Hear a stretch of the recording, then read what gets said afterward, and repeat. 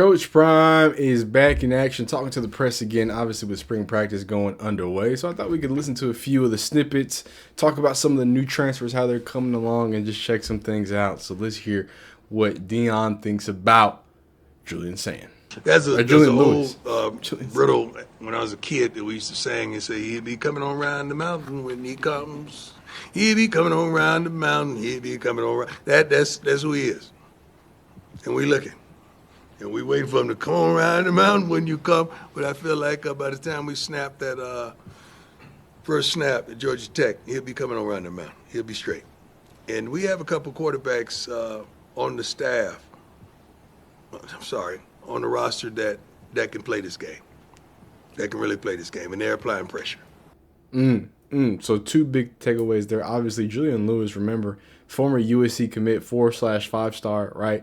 He's not just some little dude, like little dog, right? I find it so funny that, people want to come at Deion Sanders for certain things, right? There's certain things that, hey, everyone has their flaws and you can have that, but the recruiting thing never made sense to me because if Coach Prime does anything, is he's going to bring in a 4 or 5-star every cycle from high school, not just 4 or 5 from transfer, 4 or 5-star from high school. He's going to scout them out and do it. You're talking about someone in Julian Lewis who probably could have hopped in that portal and got some money. Hasn't had that happen, right? So you're able to keep a blue chip type player, and you have it at quarterback. And then on top of that, you don't just do that. You don't just, okay, we're good on that. You go out and get Isaac Wilson, brother of Zach Wilson, right? So NFL talent there, right? From Utah.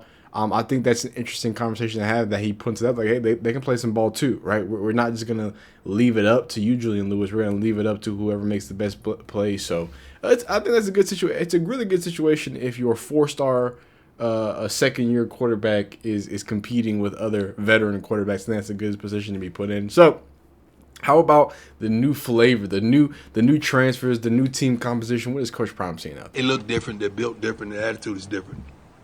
We sat down in front of a computer and a television and watched every last one of them. Ain't nothing got in here that I didn't see with members of my staff. So I like everybody that's in here. Is everybody a superstar? No. But you put a dog beside a guy that's not fully grown yet, he could hunt as well. He may not kill like that dog, but he could hunt. And I'm proud of that. Okay, I like to hear that. So, I think it's so interesting that there's so much judgment towards this last season, and I don't mean to call it an excuse, right? If Deion Sanders broke his leg, or if he, I don't know, it was just something that was just, hey, whatever, you're gonna be a little bit heartened. This man had cancer that he suppressed from everybody. He didn't have cancer, and then, hey guys, I have it, and everybody, nope. He got through his stuff. He went through the doctor, and not until he was at the end of hey, boom, we got it handled, we got it. Then he said, hey, let me announce and tell y'all what's going on. Let me tell y'all that I haven't even been with the team. I haven't even been there. So I find it so interesting that after a 9-4 season, people are going to look at the 3-9 season and say, see, and that's who Coach Prime is. That's what it is. It's the bad culture. It's the this, it's that. When it's like, dog, you're talking about the season, or at least a lead up to the season where he had cancer, dog. He was in hospital. He was in a bed. Most night. It was him and Carucci. That was it. That's the only that's the only roster he was building, big dog. You feel me? But like, in all seriousness, like that's got to be major. I'm not saying that Colorado's gonna go undefeated or anything or whatnot. But I think the team that you're going to see is a team that's probably going to be allowed to fight a little different, right? This, I hate that 2 years in a row they do had some sad things to think about, right? Well, positive thing with Coach Prime, and now super sad when you talk about Dominic Ponder, right? Like that's just a terrible, awful accident. I hope they can find a way to keep fighting and keep doing that. I do think this team, quality-wise, I think discipline-wise, is just going to be better just because not only Coach Prime, but everybody as a unit together has been able to look at these things and really attack it, right?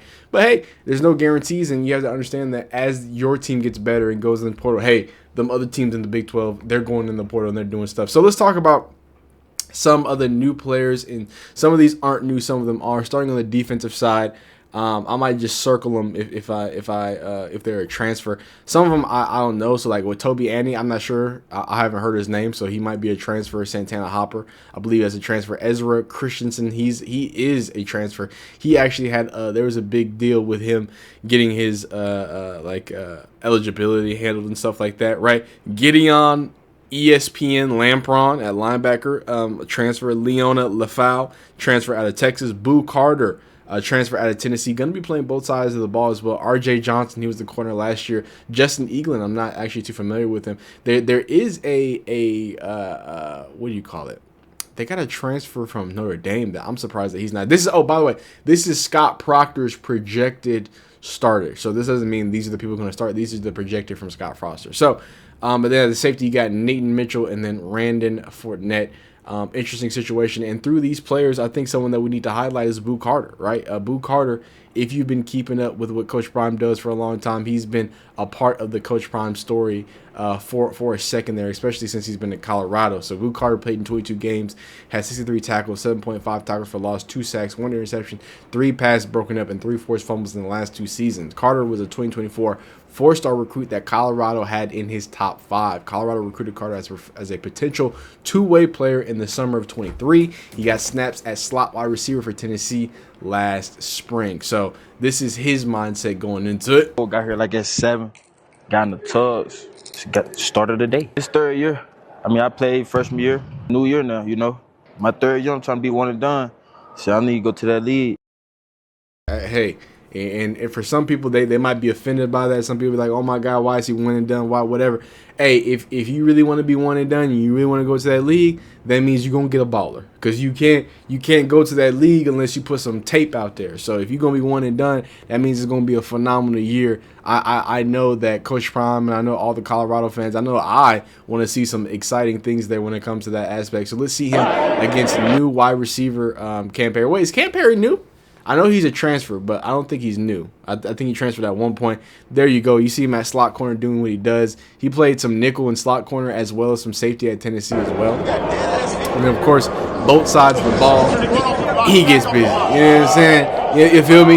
You feel me? He can crisscross applesauce. Applesauce? He can cross you up is what I'm trying to say. Now, let's talk about the offensive side of the ball. I'm a little more comfortable with this side. You got my man Zach Adkins, last year transfer out of Southwestern Missouri.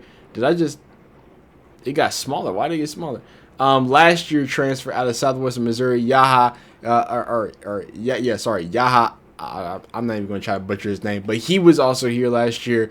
But most of this offensive line is new big dogs here, as you see. Julian Lewis, we know. Hey, we know what that boy do, right? We know what that boy do, right? Damian Henderson is a transfer this year. I believe, if I'm not mistaken, he's either from Alabama or the one from Sacramento State. I'm completely forgot. But DeCallum Taylor, probably the best running back from the Buffaloes last year. He's going to make some good things happen as well. Joseph Williams, transfer out of Tulsa from last year. And then we get into some of the new names. You got DeAndre Moore. You got Danny Scudero. DeAndre Moore is in a boot right now, but he's a former Texas Longhorn. I don't know if you can see because my giant head is in the way. Let me reset this.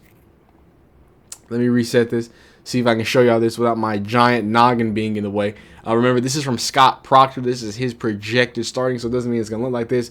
Joseph Williams, transfer out last year from Tulsa, former All-American Freshman of the Year. Danny Scudero out of Sacramento, right? That was the former FBS leader in receiving yards. You got Cam Perry there. And then DeAndre Moore, transfer out of Texas, Texas. I can't write like that. But big dog, big slot maker, can make some big things happen. Probably going to be one of Julian Lewis's favorites. All right, let's talk about Scudero. San Jose State standout wide receiver Danny. He totaled 88 receptions and led all of college football with 1,291 yards last season, 10 total touchdowns. He was an All-American, first team, All-Mountain West, and Biletnikoff semifinalist. That boy gets real busy. So that's somebody I want to highlight. Even though he's not the biggest, he's not the baddest, I do think he's probably going to be the leader in receptions. He's probably going to be the guy that's going to get all of the touches. I don't even mean that he's going to have the most yards. I just know that he is going to do that dirty work. He's going to be getting those drags and overs and different things like that. And he's going to kind of butter what needs to get buttered to get to the end of the day. Now let's wrap up a few more videos here. It's a much better room. Okay, it's a Speaking of the wide receiver room, accomplished a lot more. It's a room that is very unselfish. I love these young men. They blend together, but they got that thing about them, man, that they got it. Like they got that thing. They're not jealous of one another. They love the practice. They love the work. Joseph was out there talking junk on crutches. How you doing that? I said, Joseph, why you talking junk on crutches, man? You gonna get hit out here. You know, you're an easy target. He's like, Coach, you know that competitive spirit in me. Like, but I like that. I love it. So that room, to me, is tremendously explosive. You know, when we talk about what we lost, make sure you talk about what we gained. Because we gained a heck of a lot more. I think 3 times more than what we may have lost in the process. And I don't call it a loss, I call it life. This is new college life now, you know. And man, Jack moved on up like the Jefferson. Hey, Jack Carlo. But no, man, obviously the losing of Amarion Miller, a lot of people who looked at him to be one of the better receivers in all of college football, just from a pure, measurement and what he can do with the ball potentially standpoint. So to lose Amarion Miller, I know it's going to take a lot to lose, heck, I mean, I know we're not talking about the wide receiver room, but to lose someone like Jordan Seaton, it's some heavy stuff and some heavy losses to have to take. So the fact that he wants to, kind of point out that, hey, like, I'm happy that we've got what we got, right? And we added what we need to add, because I think that's a very important thing. Now, speaking of my man, Danny Scudero, remember the leader in FBS yards. Here he is going to have a few conversation. And he's going to actually highlight some of the players and highlight Julian Lewis and what their relationship has been building or been like building at Colorado. Juju was also he was the first player I met here. And he was at our dinner that Friday night, that the very start of it. So he definitely welcomed me here, and I was texting him before I came on my visit. So just the fact that he reached out showed a lot of interest. And the talent that kid has is really crazy. He can make any throw. He's a smart kid, and he's a very very good quarterback. He's a guy that understands the game very well. So it was definitely a good part where, as a receiver, I mean, you want to go into an offense with a good offensive coordinator and a good quarterback, and Colorado checked both those boxes. Hey, love to see that. Love to hear that. Obviously, Brennan Marion. I don't really know if people understand the power that Brennan Marion adds to this team, right? Not that necessarily Coach Prime needed any validity, but if people were to call it a question of what he's done in college football, well, now you have his resume plus. I mean, by all definitions, Brennan Marion is looked at as a rising, shining star in the world of college football coaching, right? I mean, the Blitnikoff Award winners, the Texas job, the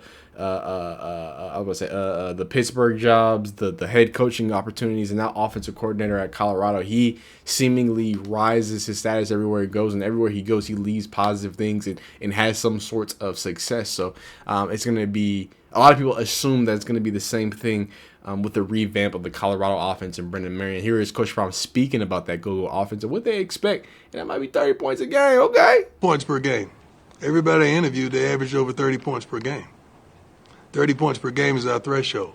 When we score 30 points per game, we win. When we don't, we lose. When we hold people under a certain number as well, we win. So that was huge. So everyone we brought in to interview, that was that. But I needed the toughness, that mentality. Hey, you love to see that. You love to hear that. I really hope to see an offense where it's 30 points per game, and if they can't score, they can't win. But I'm excited about this one. I know last year, we covered, on the other channel a lot about the different portals and what's going on. I kind of want to take a step back this year. I want to let them cook, right? So we'll check in. We'll watch some well-off media videos. We'll do what it is. But it does seem like things are a little bit different. It does seem like Coach Prime is a little more there, obviously for obvious reasons. So I'm very excited to see what it looks like versus Georgia Tech. Hey, there's going to be, I want y'all to know, this is the second channel. This ain't going to just be Coach Prime. It's not just Colorado, right? It's not just Shador stuff. It's going to be this plus some other things. So I got some other ideas, mostly college football. If I have like an idea out of the blue, I might throw it over here too. You know what I'm saying? Just to kind of try some stuff out. I'm going to have some fun time, man. But y'all let me know how y'all feel. Like the video if you like it, dislike if you don't. Let me know if there's anything you want to see down below. We'll see you next time. Peace.